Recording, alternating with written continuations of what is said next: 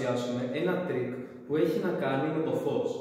Θα σας δείξουμε λοιπόν πώς να γίνετε αόρατοι. Η βασική ιδέα σε αυτό το πείραμα είναι να μπορέσει κανείς να κάψει το φως γύρω από ένα αντικείμενο και έτσι αυτό να μείνει αόρατο.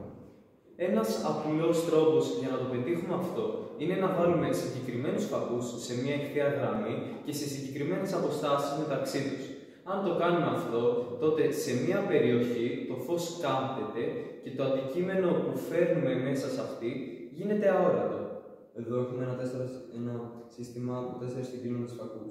Προσέξτε ότι πίσω από το σύστημα των φακών βρίσκεται μια χρωματική παλέτα, η οποία κοιτώντας μέσα και από τους 4 φακούς φαίνεται καθαρά όπως είναι, ολόκληρη. Αν βάλουμε σε συγκεκριμένο σημείο αυτό το μολύβι, τότε κοιτώντας πάλι μέσα από τους φακούς, εξακολουθούμε να βλέπουμε την εικόνα πίσω, αλλά όχι το μολύβι. Μπορεί κανείς να δει και το χέρι μου που κουνιέται.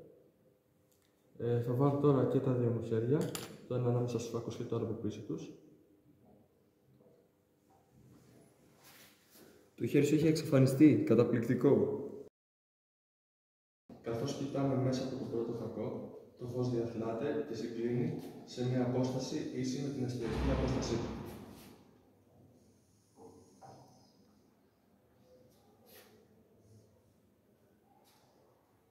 Στη συνέχεια αποκλίνει και αφού περνάει μέσα από το δεύτερο φακό, αντιστρέφει την αρχική εικόνα.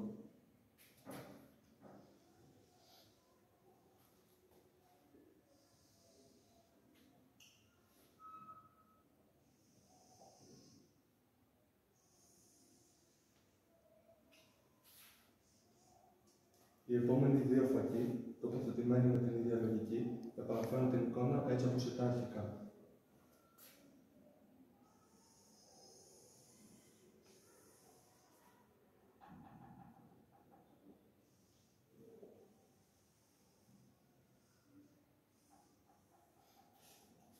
Σε όλη αυτή την πορεία του φωτός μέσα από τους φακούς δημιουργούνται περιοχές απόκρυψης.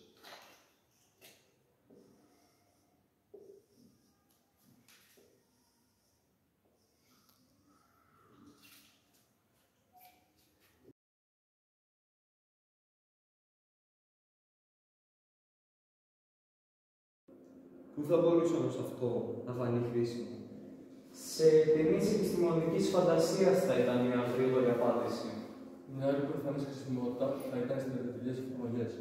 Επίσης, η εξαφάνιση εμποδίων στη μετάδοση των ηλεκτρομαγνητικών κυμάτων θα έχει ως αποτέλεσμα σήματα χωρίς παρεμβολές. Ή και καλύτερη ιατρική διάγνωση με την εξαφάνιση οργάνων που αποτελούν οπτικά εμπόδια. Εξαφανίστηκε. Πού πήγε?